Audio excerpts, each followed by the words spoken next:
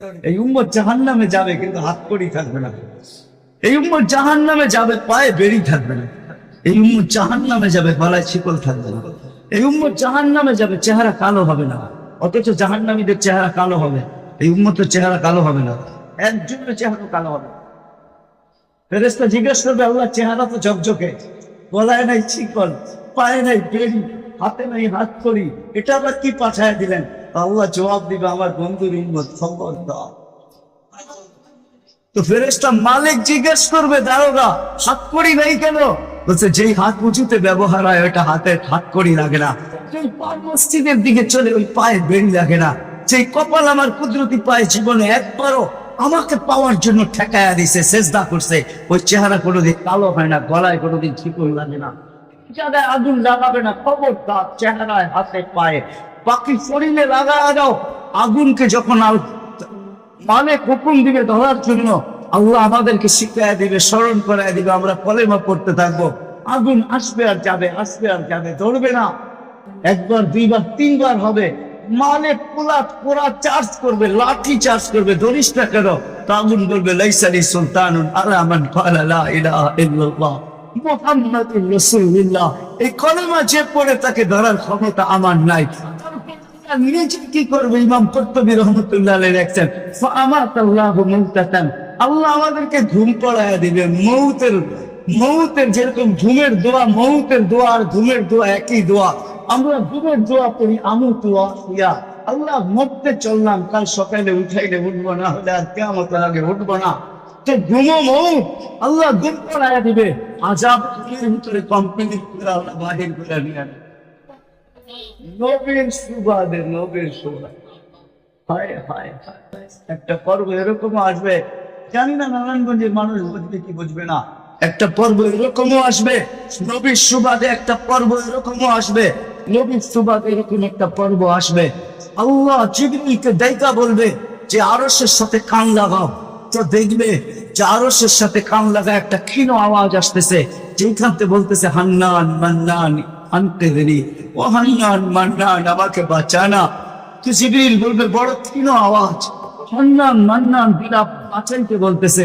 বলছে, জিবরিল দৌড়ে যাও, আমার বন্ধুর উম্মত আমাকে বাঁচানোর জন্য ডাকতেছে। জিবরিল যাবে দোজখের কাছে, মালিকের কাছে যাবে। মালিক লিস্টি দেখা বলবে, কেউ বাকি নাই, আখরাজ সবাইকে বাহির করে দিচ্ছি। ফিরে আসবে, আবার শোনাবে, আবার যাবে, আবার ফিরত আসবে। তৃতীয়বার এসে আল্লাহ ঠিকানা বলে দিবে, যাও দুজকের ওই অথই তলদেশে যায় দেখো, কয়লার মতো কয়লা হইতে হইতে পোকার রূপ ধরে গেছে, উপরে পড়ে আছে, ওইখানে যে কান লাগাও।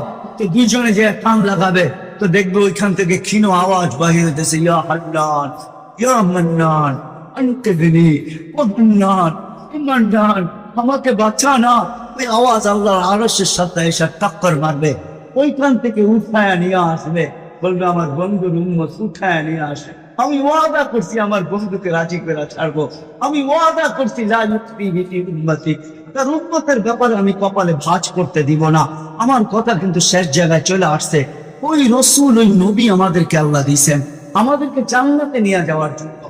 আমাদের নবীজির ডঙ্কা কিন্তু সৃষ্টির আগের থেকে, জন্মের আগের থেকেই বাঁচতে ছিল। এরকম কোন কিতাব ছিল না, এরকম কোন নবী ছিল না, এরকম কোন রসুল ছিল না যার মুখে আমাদের নবীজির আলোচনা ছিল না। এটা তো সৃষ্টির আগের থেকে। আল্লাহ কোনো কিছু সৃষ্টি করেন নাই, তখন থেকে আমাদের নবীজির ডঙ্কা বাজতে ছিল।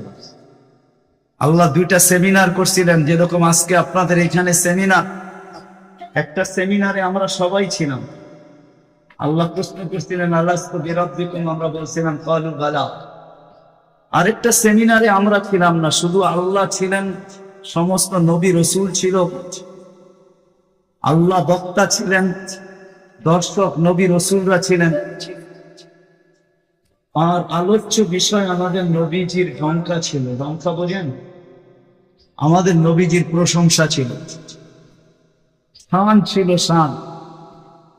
আল্লাহ নিজেই কোরআনে আছে, আল্লাহ নবীদেরকে যখন সম্বোধন করতেছিলেন যে আমি তোমাদেরকে যখন কিতাব এবং হিকমত দিব, তারপরে আমার রসুল আসবে, তোমরা আমার রসুল উপরে ঈমান আনবে, আমার রসুলকে সাহায্য করবে। এই কথার স্বীকৃতি তোমরা সবাই দিলে তো? সমস্ত নবী রসুলরা ওই দিন বলছিলেন যে আমরা স্বীকৃতি দিলাম। কিন্তু একটা প্রশ্ন হইতে পারে, রসুল তো 313 জন, কোন রসুল? তো আল্লাহ এটাও বুঝিয়ে দিচ্ছেন, শব্দে রসুল আল্লাহ কারো কালেমার ভিতরে দেন নাই। 313 জন রসুলের ভিতরে 312 জন রসুলকে আল্লাহ কলেমা দিয়েছেন, কিন্তু কারো কলেমার ভিতরে আল্লাহ শব্দে রসুল দেন। শব্দে রসুলটাকে আল্লাহ গচ্ছিত রাখছেন, আল্লাহ আগেই উঠে রেখা দিছেন। শুধু আমাদের নবীজির কালেমার ভিতরে আল্লাহ দিছেন লা ইলাহা ইল্লাল্লাহ মুহাম্মাদুর রাসূলুল্লাহ। নারায়ণগঞ্জ কেন সারা দুনিয়ার কোন আলেম বাহির করে দিতে পারবে না আমাকে যে কোন নবীর কলেমার ভিতরে এই শব্দের রসুল ছিল। তা আল্লাহ সেমিনার করছেন, এখনো অস্তিত্বই হয় নাই, এমনকি কোন সৃষ্টি হয় নাই। সৃষ্টি তো 1000 বছর আগে থেকে আমাদের নবীজির দোল আর ঢঙ্কা আল্লাহ বাজাইতেছিলেন। হ্যাঁ, মাসালুহুম ফিত তাওরাতি ওয়া মাসালুহুম ফিল ইনজিল। কোন কিতাব এরকম আসে নাই, কোন নবী রাসূল এরকম আসে নাই যিনি আমাদের নবীজির ঢঙ্কা না বানিয়েছেন।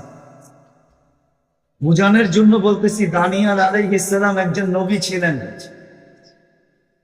উনি বুঝাইতে চাইছেন যে আল্লাহ আমাদেরকে কোন নবী দিছেন, কোন রসুল দিছেন আল্লাহ আমাদের, আমরা কি পাইলাম আর তার সাথে আমরা কি ব্যবহার করতেছি বা কি ব্যবহার করলাম।